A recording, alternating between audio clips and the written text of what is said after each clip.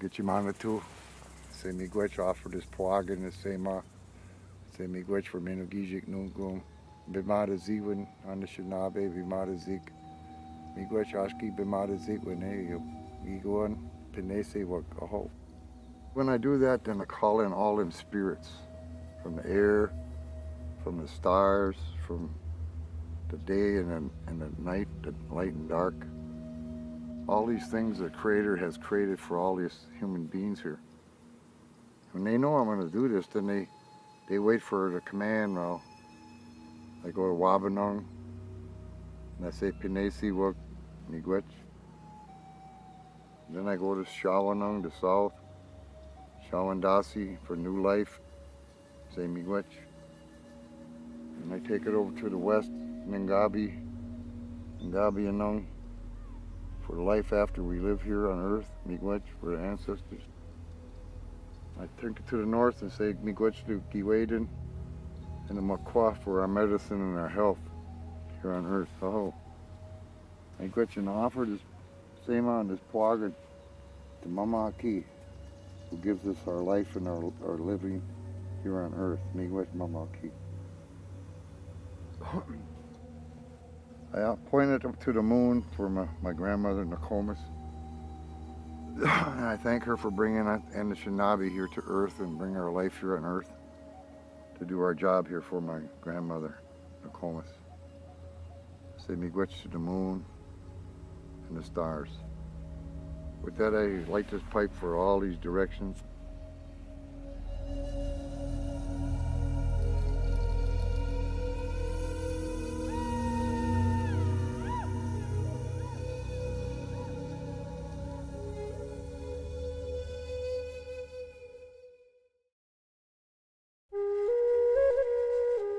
Mole Lake History was funded in part by Irene Danielle Kress, Francis A. and Georgia F. Ahrens Fund of the Community Foundation for the Fox Valley region, Evu Foundation, Ron and Patty Anderson, Ira and Aniva Riley Baldwin Wisconsin Idea Endowment, Timothy William Trout Education Fund, National Endowment for the Humanities, and Friends of Wisconsin Public Television. Oh, mama tu ke me shomusuna. And up and wa say ma ho get your mana tu. Say Miigwiich for nim be bana zig. Ashinabe be bana zig. Ikwe wag mindemoe. Aki winzi. Miigwiich abanuji akahoe mama tu ke gana. Miigwiich. My name is Fred Ackley. It's my English name. My Anishinaabe Jenakaz is Makuntz. That means little bear or cub bear. It was given to me by my grandfather, Charles Ackley. His Indian name, Jenakaz, was Asadi. It means popple tree. He was a member of the Medewan Society for the Anishinaabe people, and he was a powerful Jasakid or a shaman. I lit the sage before, and I'm going to light this sweetgrass for us. What the sage does is we believe that it politely asks the negative energy to leave for a little while so we can talk a little bit and not to come and mess with our hearts and our minds. So when we leave here, maybe we can have one kind of thought, a little bit what happened here today. With this little bit of sweetgrass, though, it goes for everything on earth that represents what we just talked about. That's our sacrifice to the Creator today for what we're doing. And I thank Him for giving us these things today. With that, I'll go to the somewhat of our history from the people here that I'm talking about. Where we're sitting at right here today is what they call Rice Lake in English. Menominee Suckaegan, or the Rice Lake, that's what our people call it in Ojibwe, Moan, the language. It's been, this lake here's been feeding native people for thousands of years. It was carbon dated back in the late 70s and 80s, the rice they took off the stock that year from the DNR, and the UW people are 2,000 years old. So down here, if you look down below, it's maybe 190 feet down in that muck out there, packed with wild rice seeds. And they come up every year, one at a time, and they stay down there for I don't know how long. And that's why this comes back every year. Now the reason why we live here on this lake is because in the old days, the Indian people didn't have a lot of food, so we had to live off the land, and whenever the lake would give up the food, we'd come here and pick this rice and then parch it and prepare it for winter and eat it all year round. So this is why we live here now and why we came here and later on in our history. Through the known history since the European people had come in settlement here, we've been living in an area called Madeline Island up on Lake Superior. We started our journey, they say, from the East Coast all the way down to St. Lawrence, through different stops through time, until they got to the place where the food grows on the water. And that's right here, this lake. This is where the food grows on the water, the Monoman. So through that time frame, years of travel and migration, we finally end up back here in Wisconsin and Minnesota and Madeline Island. People lived there at Madeline Island for a long, long time under one chief and a government, the old ancient Indian government, the Anishinaabe. And it got time where the island was getting too crowded. So the medicine men, the Jossakee men, they looked into the spirit world and they asked what the Indians should do, and what it came to the Indian people through the Jossakees that they would move off the island into the inland where there was places where there was more bountiful food for the Indians to eat and live. What we felt was taking our homeland back. We were just taking back where years ago when there was a great war that the Indian people had amongst ourselves. We were forced as refugees to the East Coast, and then now we're back here. See, we were told to come back here. So all these 1,000, maybe 1,000, 1,500 years, we lived in peace and harmony with the people on Madeline Island. Until one chief was born, and he was a great chief, great war chief and a leader for the Ojibwe. He had a daughter he loved a lot, and great love and respect other people had for that woman, that his daughter, because she was the daughter of the chief. Well, she got married, and she married a member of the Martin clan, the Wabasheshi. He was one of the war chiefs, a general, I guess, commander. He was a great warrior. Well, his daughter and his son-in-law, they had a set of twins, twin boys. Now, they were the firstborn, so they were going to be the next in line to the throne for the chieftainship. And in them days, the law said to Indian people that only one of them twins could live, the other one had to be taken at birth. And the chief, he loved his daughter so much, and he seen the baby twins. In his heart, he couldn't come to keeping the law.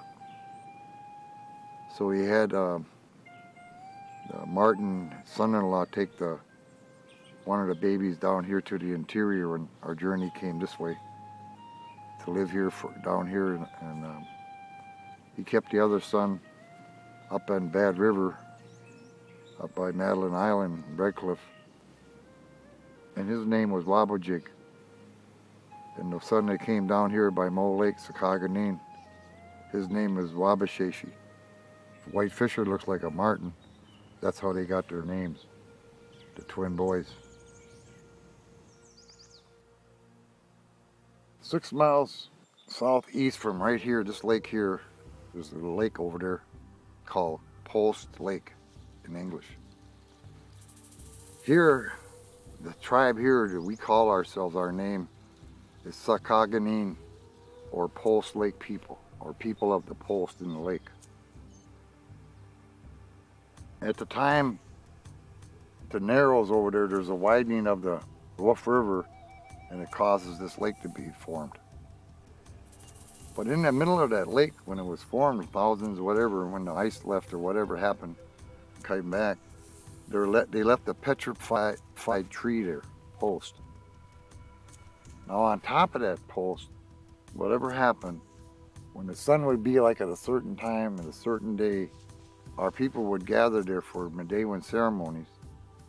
We'd have feasts and prayers, and we'd wait for that post, for that light to shine off that post. That was supposed to be for healing, good luck for the future, that God was still blessing the Indian people. He was showing us that by building all our mounds, he received our prayers and our thoughts. So we prayed there all the time. I come from the Mundwa. They were the ancient Anishinaabe people way back, where people nowadays wonder who built these mounds and why. See, when we built those mounds, our people had a smile on their face every day. We were all happy. Somebody would be fishing, somebody would be hunting deer, and somebody would be over there working on dirt, digging up dirt, carrying dirt. Everybody be working. And there'd be a few people laying there sleeping all day. Strange people would walk into the village and saying, I see everybody working here. How come those people aren't? They get to sleep every day. You don't do nothing. You feed them, you help them out every day. You know, and the Indians said, well, when we're doing all this during the day, those people are up all night telling us what to do the next day. See, and that's where the observation and sharing night and day with the Indian people. And they called them people Wabanos. They would watch the morning star. They knew exactly when the time of the year things were going to change and move. They even knew what time of the year we were in. The whole vast universe spinning way out for thousands of years until we got back over here. All these different things they're finding out now, we knew about. Why? Because we didn't forget. Today, this is the memory that's coming back.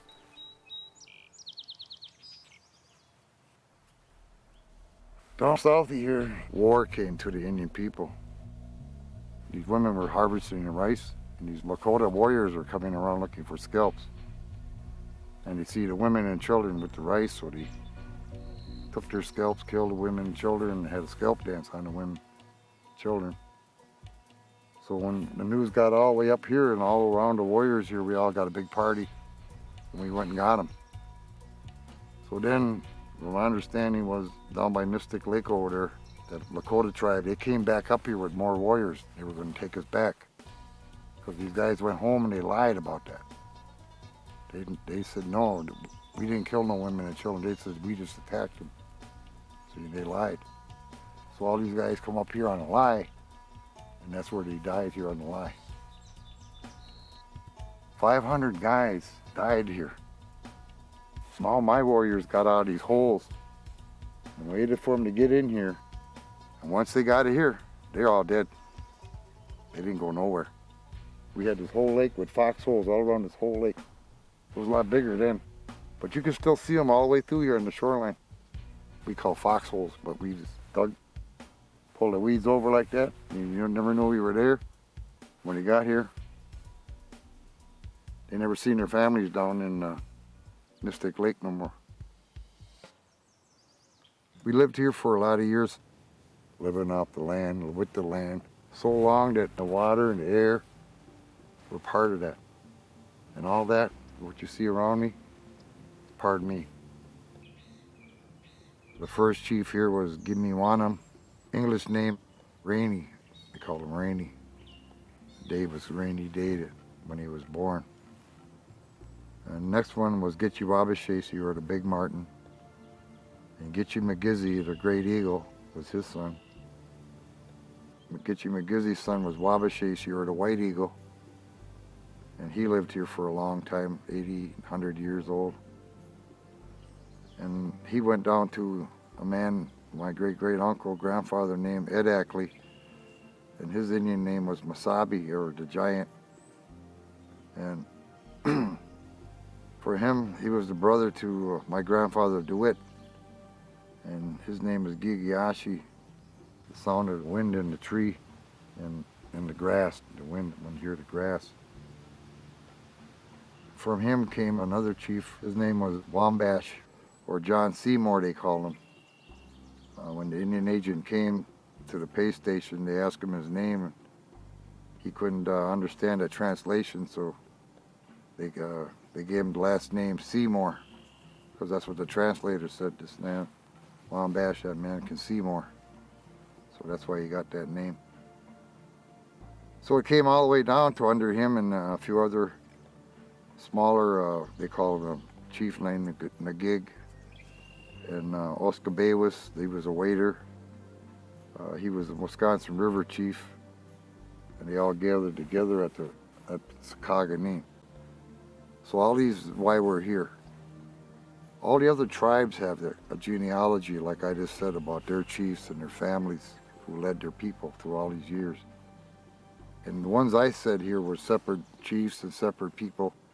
But all the other tribes in the Ojibwe country, they all knew these people like relatives, because we were what they call the hierarchy of the Ojibwe government and the way we lived. I carry that genealogy in my mind because my grandmother told me to do it. Now the story I just told you was handed to me by her, Alice Ackley, and her name was Wawi Gijigukwe, a sky all around the world. And her daughter was my mother, and her name was Menominekwe, the Menomin woman. She made the Menomin, so that was my mother's name. Now I'm here now at this time of history and for the tribe as Makuntz. Now, I'm not the Ogima or the chief here, but I'm a member of that family, the higher elite family of the old Ojibwe government before 1939.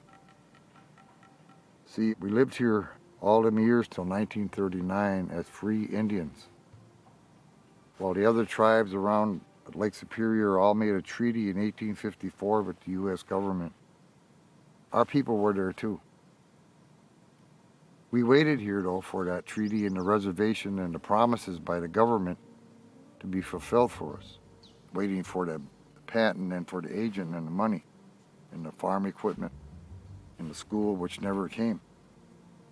Constantly our leadership and our family were writing letters back and forth to the government in Madison for Wisconsin and the government in Washington, D.C. for the treaty, asking when we're going to be fulfilled.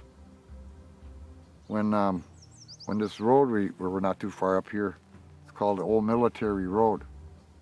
That road was cut through here in the territory in 1869.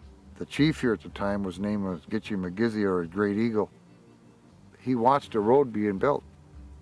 He had his own warriors and other people working, supplying all these other guys building the road. So we were sitting here thinking it was going to be finally fulfilled, a reservation was going to be established, and it never was. They made the road, and they made it into a mail route for the mining up in Copper Harbor, up in Michigan there, Lake Superior, and they just kept going back and forth through here like they're doing today. And that's why in 1934, when the Howard Wheeler bill was passed by Congress and the United States government, President and other people at times decided that it was time that they try to keep a promise to some of the Indian tribes in the nation from the Homestead Act of 1887, which took all the Indian land and turned it into farmland.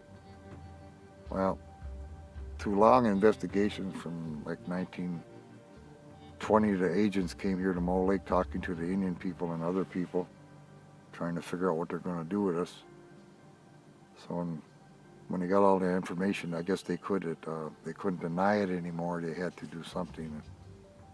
With the little bit of money was left in the act and that from other tribes getting reservations, they finally got the Mole Lake people 1,800 acres around this lake here, this Rice Lake. And our people are very happy about that. They were happy. that finally they had a place where they could call their own. For over 80 years, these people waited, and they were getting pushed around by all the lumber camps and all the settlers. Every time they would open up another part of the territory, they would kick the Indians off here. You don't live here. I own this now. So we had to keep moving constantly around here, trying to stay at this lake every fall. And that's the history, really, it's true history of what my people have to go through here through all these years. And then to what we do now, you know, in Moloch and this time frame where I'm at talking. We have threats from outside corporations and governments and other things for mining and for timber and just more land for everything, for the other society. So my job as a young man was to keep and take care of the land the best way I can with these prayers, trying to get some sense out of how to keep things going when there's a constantly modern world changing all the time. It's a mind-blowing thing to try to, every day of your life, to think, how do you keep this wild, somewhat wild, and with a society that's developing and using everything around you. It's a constant thinking of how to do that. Indian people, though, we have always this thought about the world going around some more. What comes around goes around.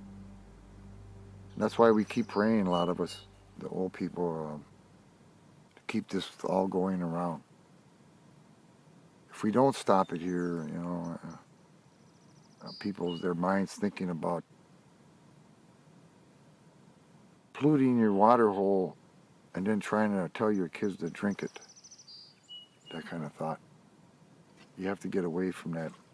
Keep the water hole clean for your kids and forget about the money. One of our Indian teachings, because we get this food from the land and the earth, when anybody comes by us or sees us, visit us, we always share that food with them, even if we only have a little bit, because it's not ours. Even though we go out here in nature and pick it and harvest it ourselves, you know, and get tired and sweat, we know it's not ours. See, we don't own it. We don't own the seeds. We don't have that Indian patent on nothing. It's only with the Creator and the Indian people that we have that. Today, this is the memory that's coming back.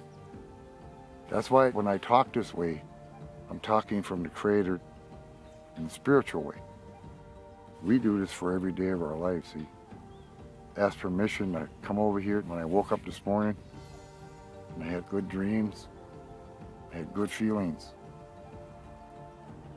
See, and that's why we do this.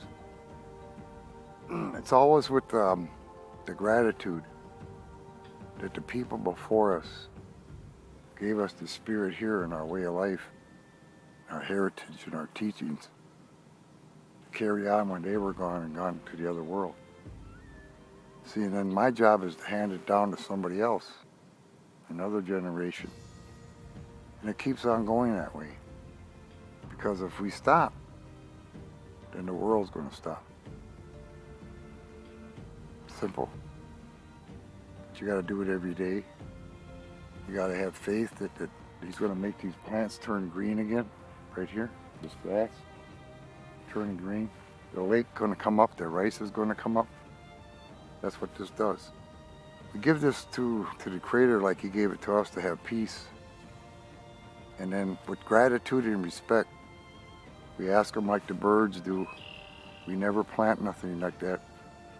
We only ask Him to bring it out again for us.